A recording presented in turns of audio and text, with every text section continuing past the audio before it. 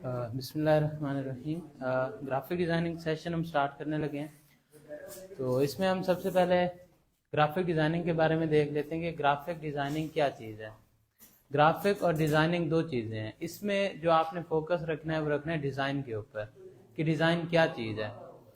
Design आप लोगों के माइंड में क्या हो सकता है? कोई स्केच, कोई शेप्स या शेप्स का कोई पैटर्न, इसे हम डिज़ाइन कहते हैं। हमारे माइंड में ये चीज़ है ना, लेकिन ये डेफिनेशन गलत है डिज़ाइन की। डिज़ाइन की डेफिनेशन है कि सोल्यूशन ऑफ ए प्रॉब्लम।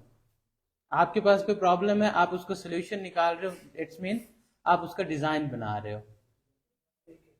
जैसे आप रोड क्रॉस करते हो तो रोड क्रॉस करना मना है, वहां पे हमने उसको दिखाना है, तो हम क्या कर सकते हैं? वहां पे वो हमारे पास एक प्रॉब्लम है, बोर्ड लगा देते हैं। बोर्ड के ऊपर हम क्या करते हैं? एक बंदा बना के उस पर क्रॉस कर देते हैं, भाई यहाँ से बंदे का गुजरना मना है। इसी तरह डायरेक्शन बोर्ड्स बनाते हैं हम, उसमें क्या बना देते हैं? साइंस बना देते हैं कुछ। तो ये हमारे पास क्या आती है? प्रॉब्लम था तो हमने उसका सोल्यूशन निकाला ग्राफिकली। अब आते हैं हम कि ग्राफिक्स स्टार्ट कब से हुई, डिजाइन कब से स्टार्ट हुआ, कहाँ से स्टार्ट हुआ। हम एशियन दौर में जाते हैं पीछे, जब इंसान गारों में रहता था। तो अगर आप देखें तो वहां पे आपको क्या मिलती हैं? पेंटिंग्स बनी हुई मिलती हैं, स्केच बने हुए मिलते हैं। तो ग्राफिक डिजाइनिंग वहां से स्टार्ट हुई है। उसके बाद थोड़ा प्रोफेशनल लेवल पे अगर हम देखें, हर हमारी लाइफ में, डेली लाइफ के अंदर हम ग्राफिक यूज करते हैं। कैसे करते हैं हम? आप गिनती लिखते हैं, 1 2 3 1 2 3।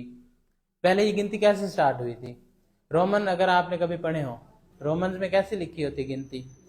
1 के लिए 1 लाइन, 2 के लिए 2 लाइन, 3 के लिए 3 लाइन। इस तरह के हम क्या करते होते हैं? शेप्स ड्रॉ कर लेते हैं। 5 लिखते हैं, 5 के लिए ये शेप है, वी शेप में हम 5 वो कर रहे हैं।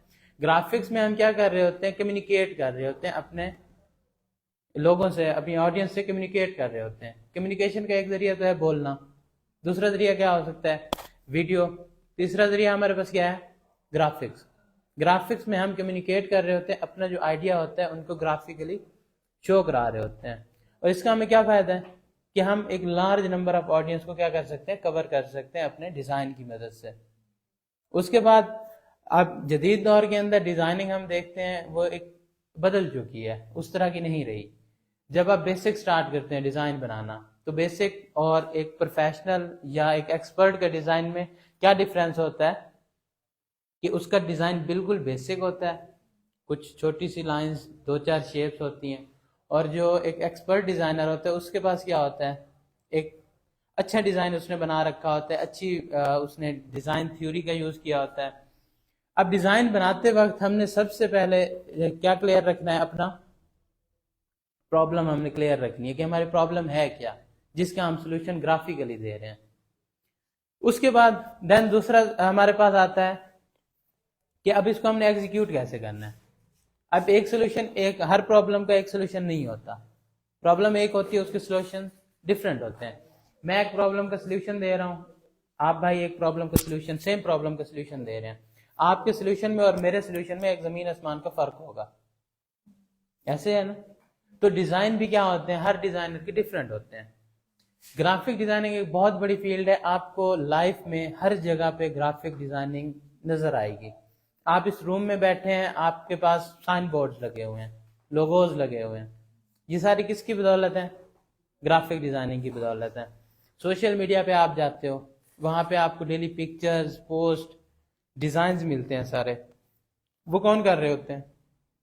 ग्राफिक डिजाइनर कर रहे होते हैं। आप पिक्चर बनवाते हो अपनी, उसको एडिट करवाते हो, वो किसका काम होता है?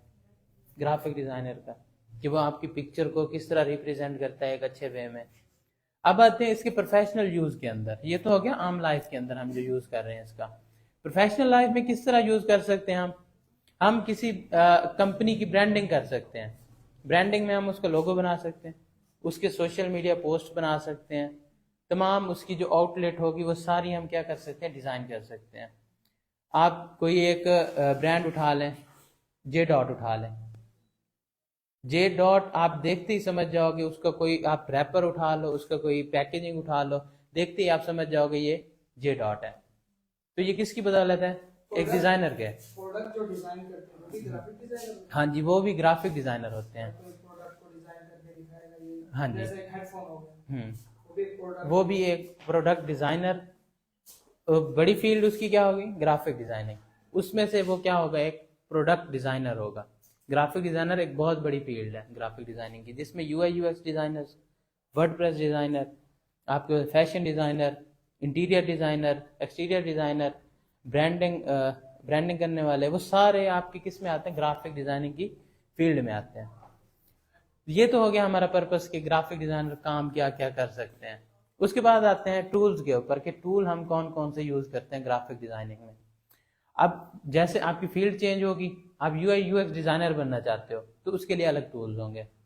आप फोटोशॉप के डिजाइनर बनना चाहते हो, फोटो डिजाइनर बनना चाहते हो तो उसके लिए क्या होगा?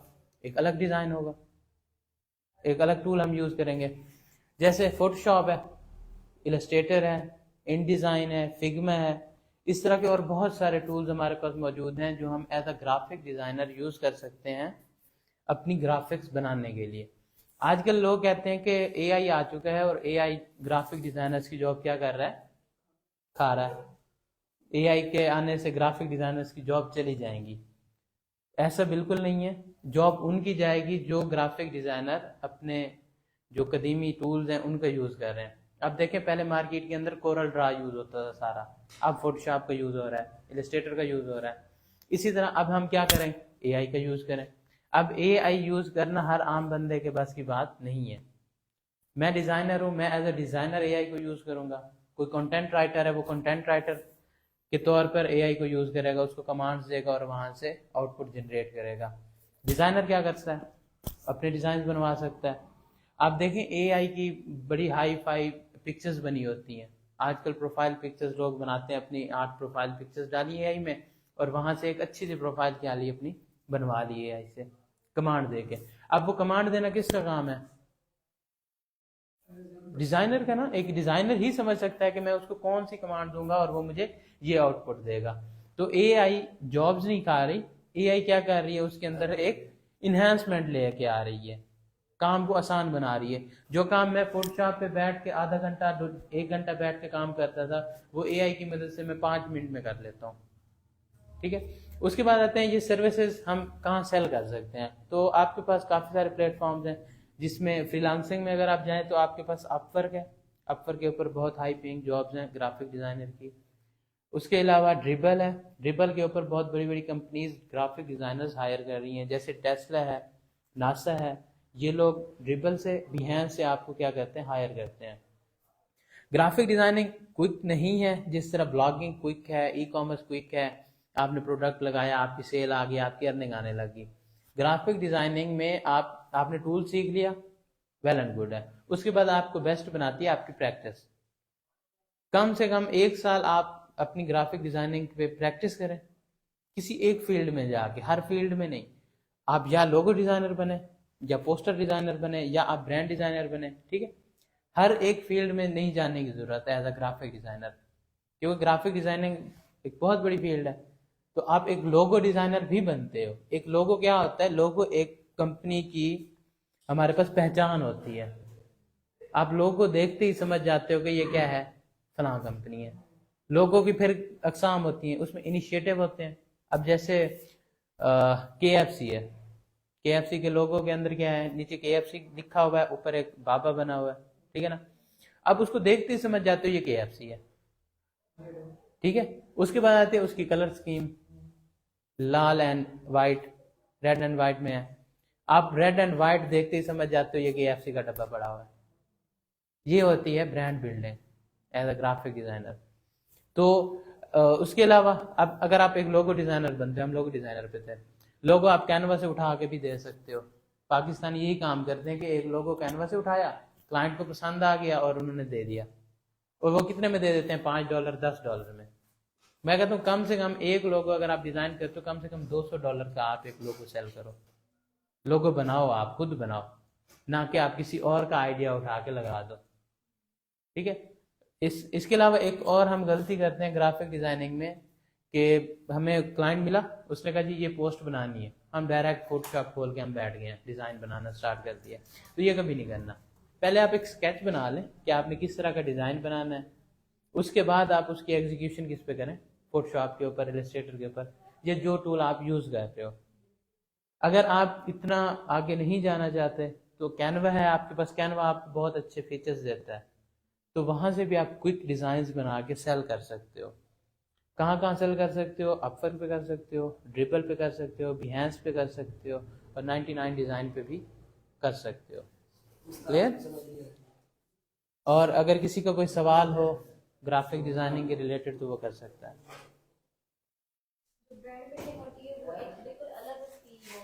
हाँ जी, अब ब्रांड बिल्डिंग में आप क्या करते हो, बेसिकली उनका थीम बिल्ड कर रहे हो कि वो हाँ हाँ जी, वो तो ब्रांड बुक आगे की बात है ना। ब्रांड में आप एक कंसेप्ट, सबसे पहले आपने कंसेप्ट समझना है कि आपका कंसेप्ट क्या है डिज़ाइन के अंदर। अब KFC का एक कंसेप्ट है, क्या कंसेप्ट है उनका, फास्ट फूड का कंसेप्ट है। अब उसमें उन्होंने उस कंसेप्ट को भी दिखाना है और किसको दिखाना है, उन्होंने अपने ब्रांड के नाम को भी दिखाना है। इस कंसेप्ट को यूज करते हुए आप क्या करते हो, उनकी ब्रांड बिल्डिंग करते हो। जब तक आपको कंसेप्ट समझ नहीं आता आप उनका ब्रांड बिल्ड नहीं कर सकते। क्लियर? और कोई सवाल?